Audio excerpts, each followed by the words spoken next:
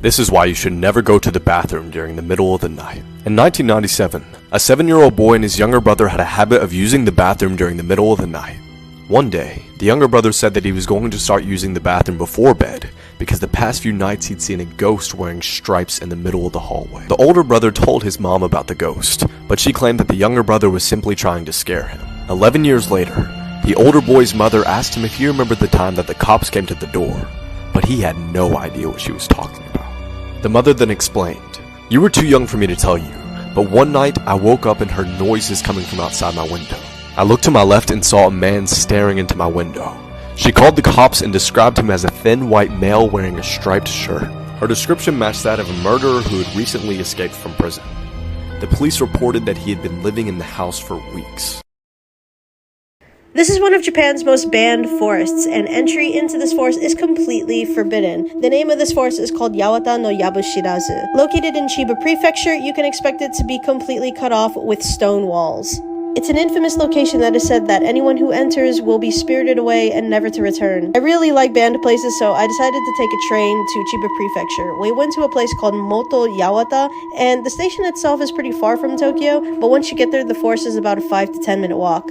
I kind of expected the forest to be a lot bigger, but once I got there, you can actually see where it begins and where it ends in this video. It really is just a small cut-off section of a forest in the middle of Chiba. The fact that it's next to the main road doesn't really make it that scary, but if you go off to the side, you'll see a sign with details about the history of this forest, as well as talking about the curse that is believed to surround it. When you get here, you'll see a torii gate that stands above you, as well as a little shrine, so I said a little prayer in hopes that there won't be any spirits that will follow me after this. And as far as other rumors go, some claim that the forest is haunted by a ghost of some ancient samurai. Other people theorize that there's a bottomless pit with poisonous gas within the forest. Whether you believe in these legends or not is completely up to you, but either way, entry into this forest is completely forbidden.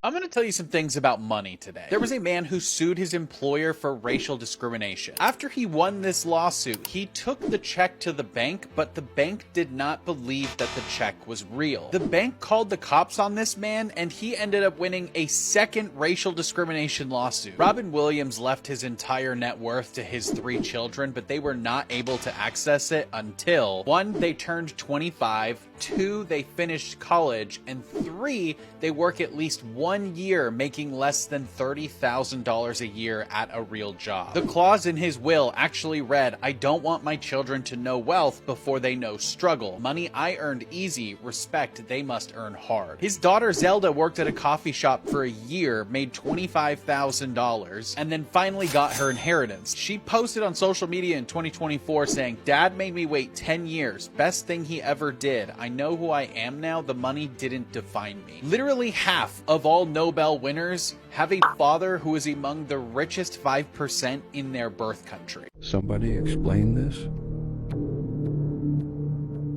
Go to October in the year 1582.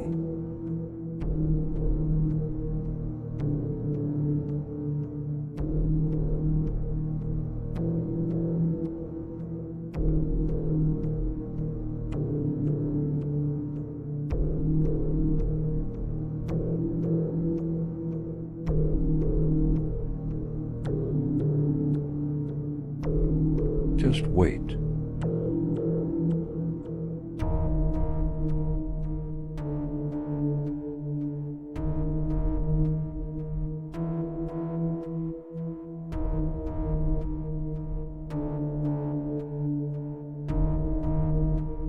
Did they just skip 11 days, or was it a glitch in the Matrix?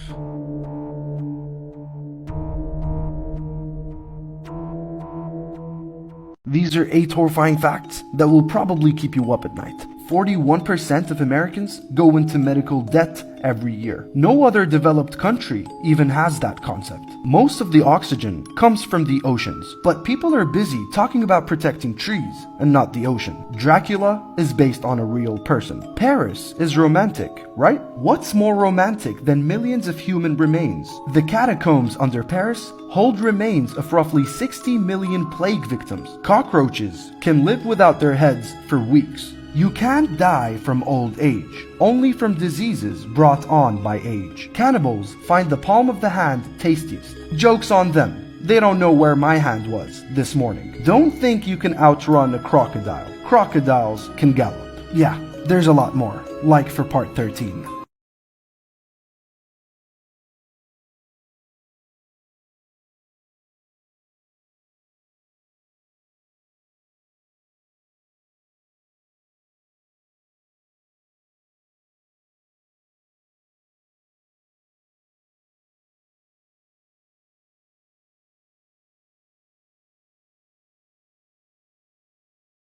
Things that almost no humans can do, but I'm not sure, and if you can, then you're bloody weird. This is where you bend your thumb back onto your hand like that.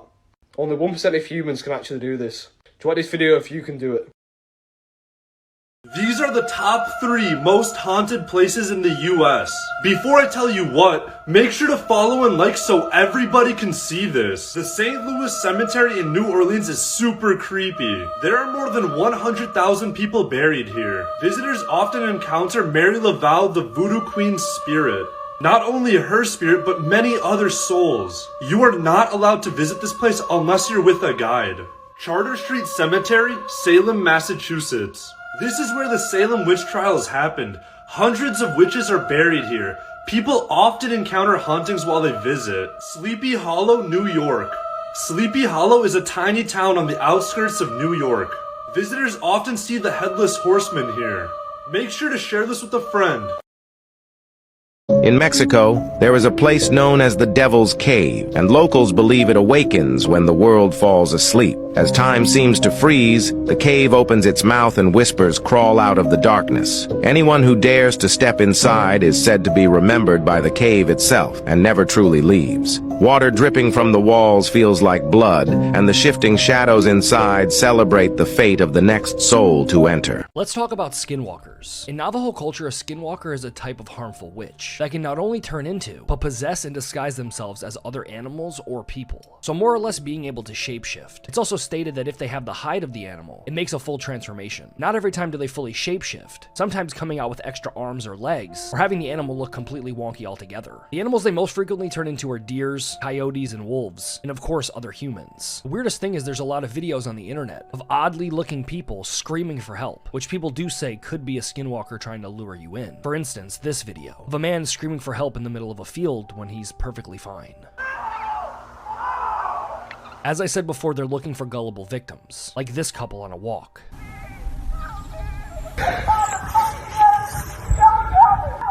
Ashley. They not only take your full form, but when they unalive you, they also take your voice. Like this video of a man whose wife's not even home, but she's calling him to come downstairs.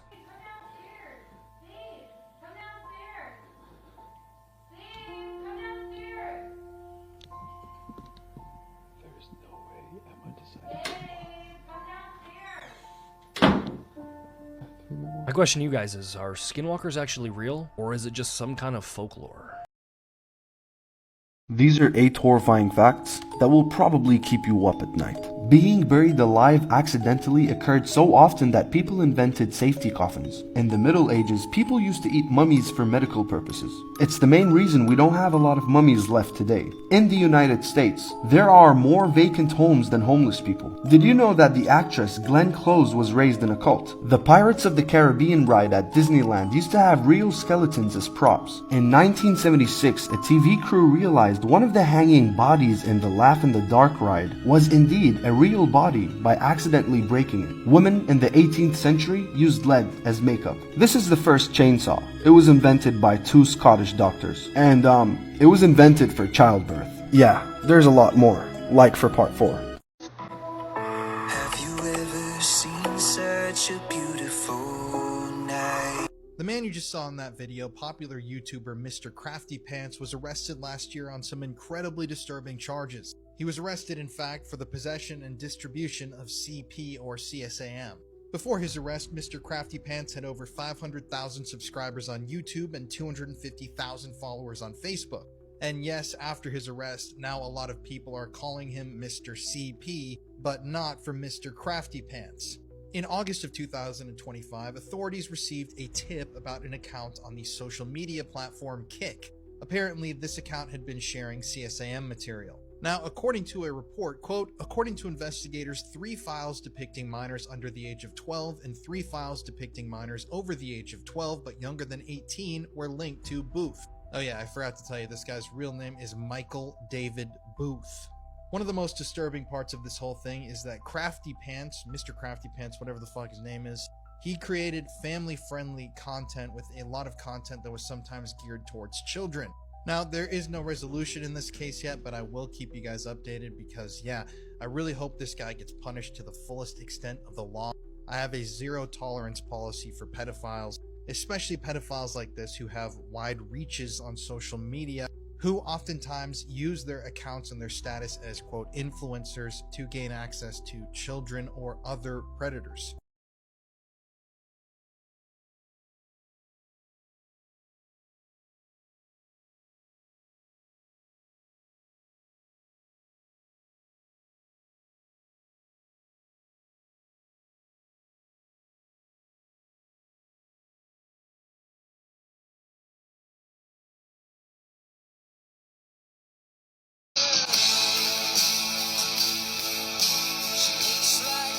See, I want to feel bad for you, I really do, but that's a kangaroo, buddy. That's on you. Life is multiple choice, but a steroid giga rabbit gonna choose violence. Fun fact, I'm from New Jersey, and funner fact, what a deer is to me, a prison bunny is to an Aussie. Not so fun fact, 90% of all animal-related car accidents in Australia are caused by kangaroos, and yes, I said caused, the fault's on them. A deer will see a car and just stop, not ideal, but a premeditating pouch pogo stick will see several thousand pounds of steel on wheels and will stop, drop, and drop kick the windshield. They're on site, I mean both spellings, that's vision and territory. This man touched Earth for 2 seconds and got jumped by marsupial mafia in 2.5. Absolutely insane. And I don't care whose name is on the lease. One of these days you will have to see the landlord about it. Oh, and speaking of those claws, they have claws to foul you and toenails to disembowel you, and they can lean all their weight on their tail to kick you. If this was Smash Bros, they'd have one hell of a side B. And thanks to dingo discrimination, kangaroos are dog racist and will drown your pup in front of you and make you do something about it. This man did something, and the thing is, I don't know why they're like this. Other than dingoes, wedge-tailed eagles, and I guess a really big snake, kangaroos don't have a whole lot of natural predators. And when they're fully grown, there ain't much that could do much to them. So why do they act like they're in a constant state of fight or flight but ran fresh out of Red Bull? I think it's arrogance. They used to have to live with predators like the marsupial lion Thylacoleo and Megalania, which was like a Komodo dragon on creatine. I really think outliving them gave an overgrown MMA gerbil the irrational confidence to square up with a card. But like everything else in Australia, you give them their space, they'll spare your face. Just next time, give them the right of way.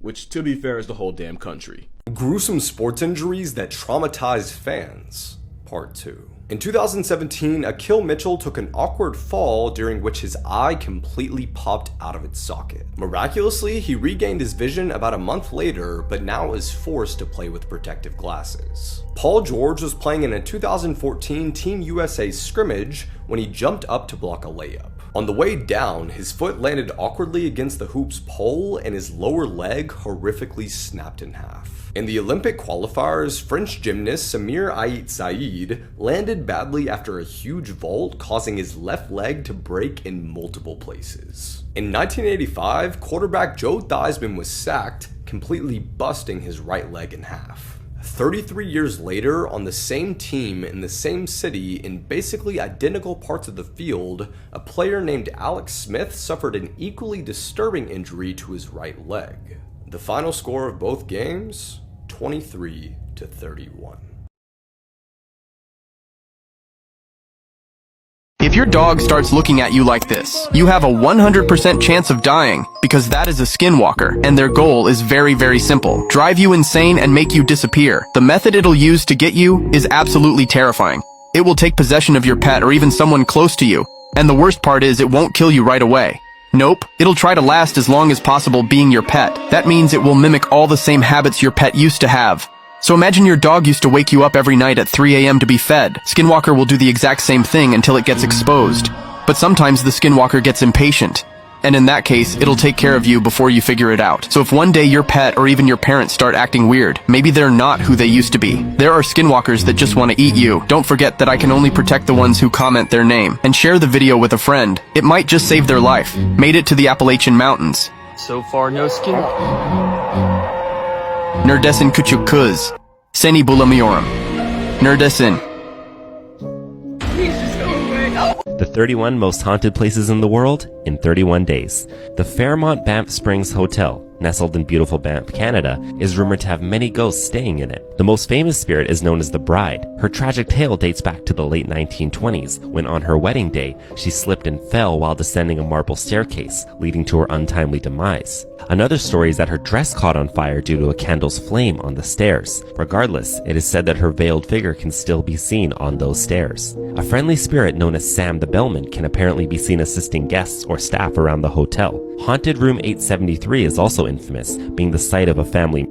Guests who stayed there reported waking up to screams and discovering bloody handprints on the mirror. The room is now inaccessible from the hallway, either to prevent guests from entering the room or due to renovations, depending on who you ask. With these and many other ghostly tales, the Fairmont Banff Springs is definitely one of the most chilling places in Canada. Follow me for more. This girl had her face bitten off by a pitbull. In 2020, Brooklyn Curry was visiting family in Arizona, and while inside their home, a relative's pitbull suddenly attacked her without warning. The dog clamped onto her face, biting off her entire upper lip and part of her nose, causing catastrophic facial injuries. Emergency responders rushed Brooklyn to the hospital, but doctors quickly realized the damage was so severe that immediate reconstruction wasn't possible. Large portions of soft tissue were gone, leaving surgeons with no way to simply reattach what had been lost. In the months that followed, Brooklyn began a long and painful recovery process. Starting in December 2021, she underwent a series of major reconstructive surgeries, ultimately totaling at least 7 procedures. Surgeons used skin grafts from her arm to rebuild her upper lip, gradually reconstructing both its appearance and function. Additional surgeries focused on restoring her ability to breathe properly, reshaping her nose, and improving the structure, symmetry, and movement of her lip. This is just disturbing, and dog attacks like these are absolutely terrifying.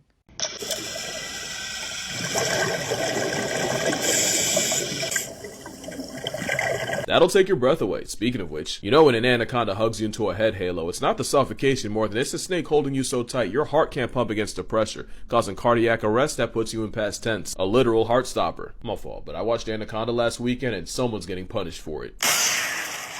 And when they're swallowing something bigger than their head, they can physically eject their windpipe out their mouth and breathe through it like a meat snorkel. The heaviest snake humanity knows, and the devil's garden hose, can grow to 550 pounds. That's a prime shack and a half. And have been known to overpower deer, cow, caiman, that's a caiman, he's not okay man, and reportedly, allegedly, a jaguar. They ascended past eggs as anacondas give birth to live independents ready to go as soon as they gain consciousness. This would really be the worst predator to have. They only eat a couple times a year. It's a living cold case that's incognito, except when it wants to catch a body.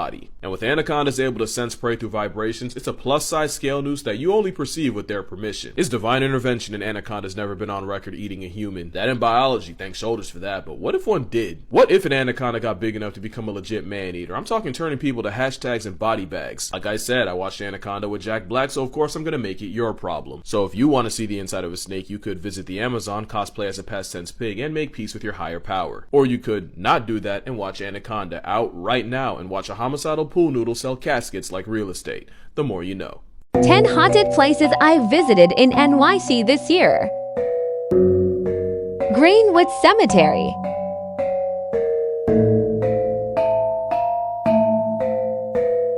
The House of Death.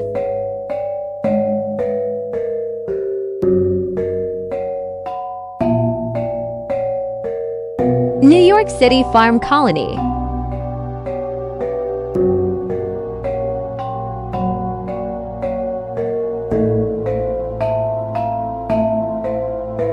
St. John's Cemetery.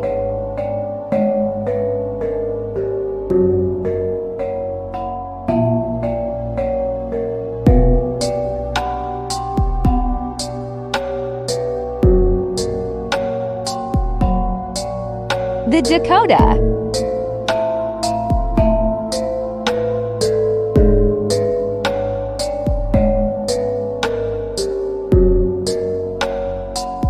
The Morgan Library and Museum.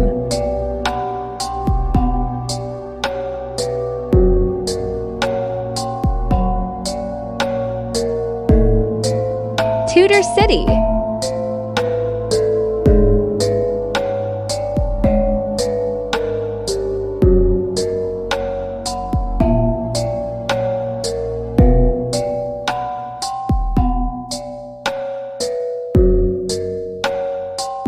Saks Place Italian Restaurant.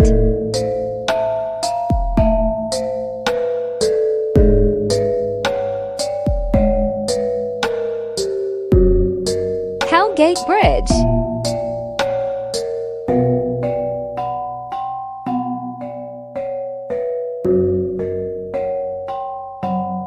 One if by land, two if by sea.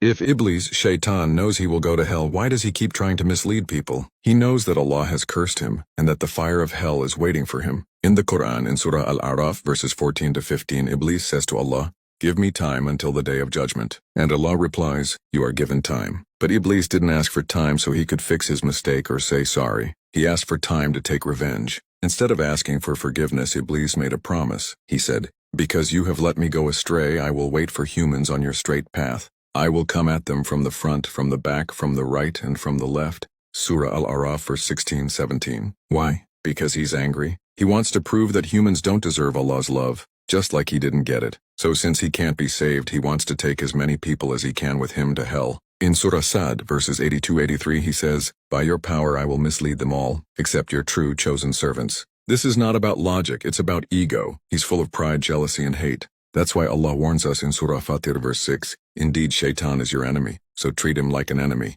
Iblis isn't sorry, he's proud of what he did. Even though he knows he's going to hell, he chose to fight the truth instead of humbling himself. That's what arrogance looks like. So why does it matter to us? Because Iblis isn't just ruining himself. He's trying to ruin you too. But remember, he doesn't have control over you. He only whispers. On the day of judgment, he'll say what's written in Surah Ibrahim, verse 22. "I only invited you and you accepted. Don't blame me, blame yourselves." Iblis knows his end, but out of jealousy, hatred, and pride, he wants to take others down with him. He has no hope, but you do. You have something he will never have again, Allah's mercy, and he hates that. If you ever feel confused or want to understand what the Quran really says. This is the most haunted place on earth. Located in Louisville, Kentucky, Waverly Hills Sanatorium opened in 1910 and was used to treat patients with tuberculosis. Unfortunately, since this was before there was an effective way to cure the disease, over 6,000 people would die inside Waverly Hills. And some of the treatments they would receive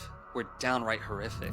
To help patients breathe, balloons were inflated inside their lungs, and in extreme cases, muscles and ribs would even be removed. After an effective treatment was created, Waverly Hills would close its doors in 1961. With all that death and suffering, it's no surprise it's one of the most active paranormal locations in America. Visitors report disembodied voices, slamming doors, and even objects being thrown.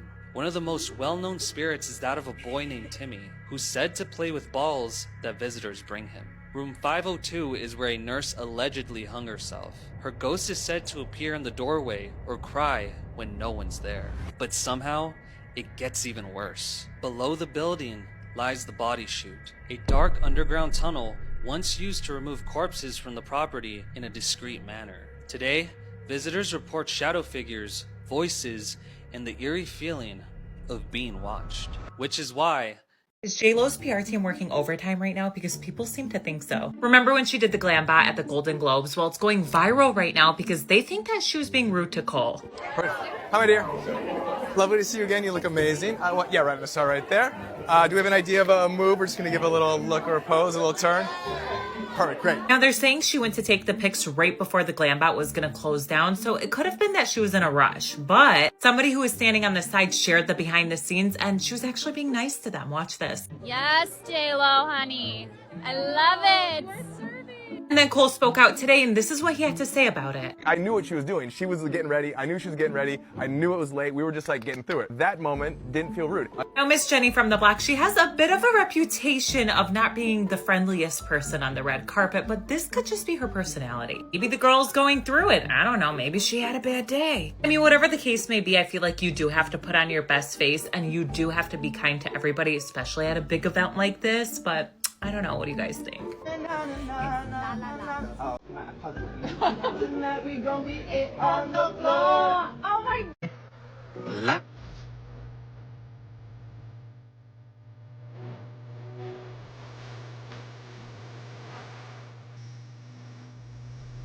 The social media influencer you just saw in that video was sentenced last year to 5 years in prison after pleading guilty to 20 counts of the sexual exploitation of children. So that guy is named Joshua David Stapleton, and he is kind of famous on the internet for his account he has with his, I believe it's his wife, the Gulf Coast Stapletons.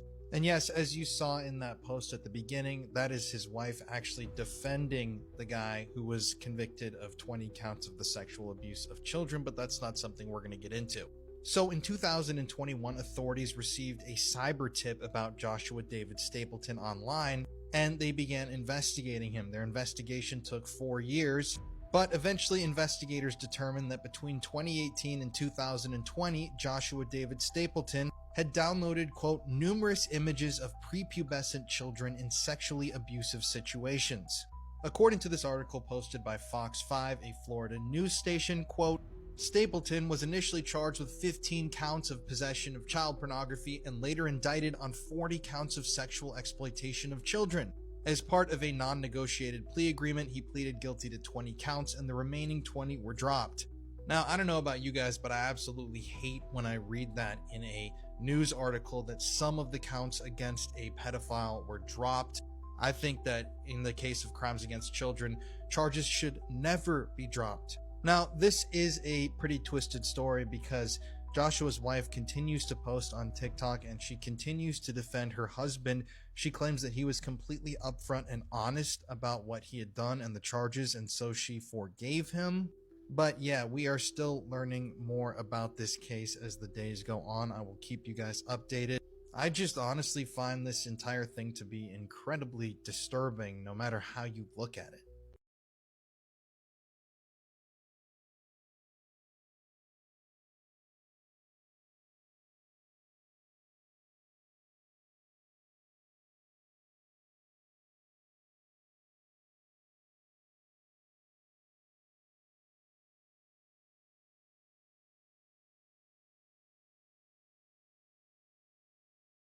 Today I'm going to tell you the story of a witch named Harriet Bogs. So it's the 1900s and her story takes us back to the small town of Whispering Pines.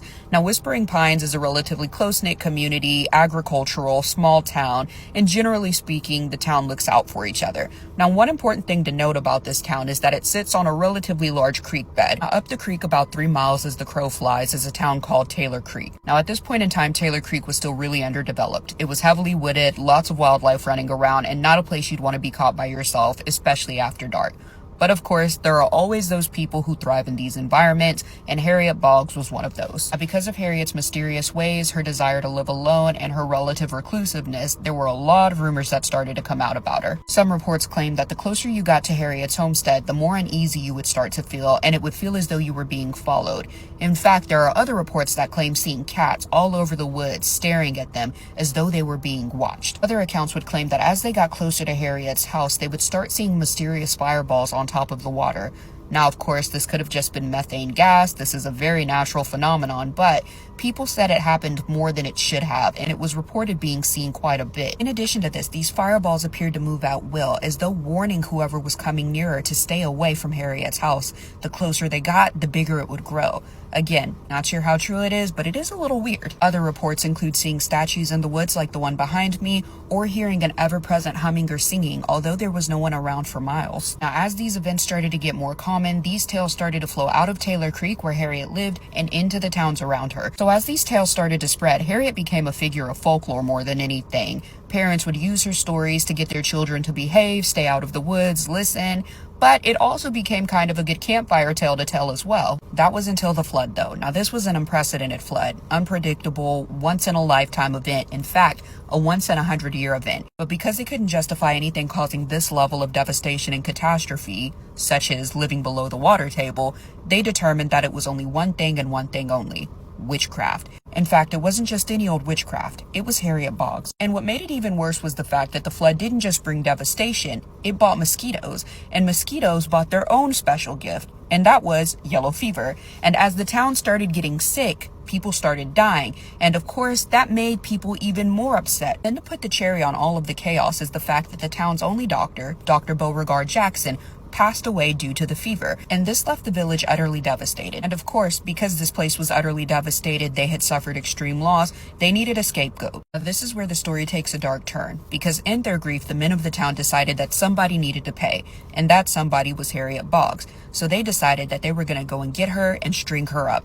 Now, it would be a courtesy if she even made it to the gallows, but we know that wasn't going to happen. But anyways, the men decided they would pursue Harriet, but there was something that stopped them. And that something was the fact that it was getting dark. Now, according to these men, Harriet had dominion over the dark, and it wouldn't be wise to meet somebody in their element. So they decided they would wait until morning, and then they would go and find Harriet and make her face justice. Now, all that night, the men waited up, anticipating their chance for justice. But they weren't alone. There were howls and cackles outside of the window, cats, weird figures. Everything seemed to be surrounding the town, just a feeling of utter darkness. Now, morning finally came for the men, and as they prepared to go out and exact their revenge, they noticed that there was a black cauldron in the middle of their town square. And as they got closer to it, they noticed there was a note on it that said, "Drink me." Now, of course, nobody wants to drink mysterious liquid from a mysterious cauldron, but desperate times call for desperate measures. So they called every member of the town out, and everybody got a spoonful, and as they were drinking it, they noticed there was a change in the weather. Previously murky and kind of muggy outside, the sky cleared and there was bright sun. So on this very cloudy day, the men called a town meeting, and everyone in the town came out to see what they wanted to talk about. And of course, as they got there, they noticed the cauldron as well. Now, the men instructed them to do one thing, and that was take a drink. So everybody passed the ladle around. Don't worry about any other viruses, just drink the juice. And everybody in the town did so. And miraculously, as they all started to pass the ladle around, the sun started to come. Again, these people had just experienced some massive storms and flooding, so the weather was still pretty bad for them.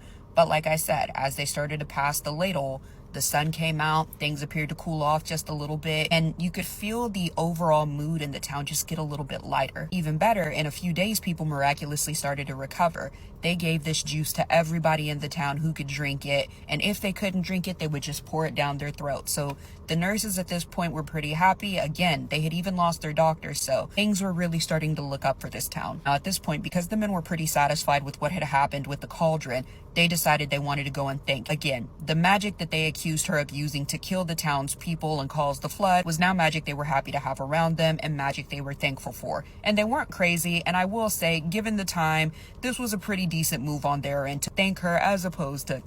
So the men set out to go find Harriet and give her a sincere thank you. But the funny thing is, as they approached where her house was supposed to be, there was a message on an old tree stump that had fallen. And as they approached the note, the men decided it was probably best to go ahead and turn around. And so they did so. And sadly, Harriet never got their thank you. But that's because on the parchment note they found tacked to the stump, it said, "Don't come looking again." And so they never did. But anyways, let me know if you've heard the story of Harriet Bogs before, and if you would have helped the town or let them perish. And if you can name the work that I'm referencing in this video, you get some cool points.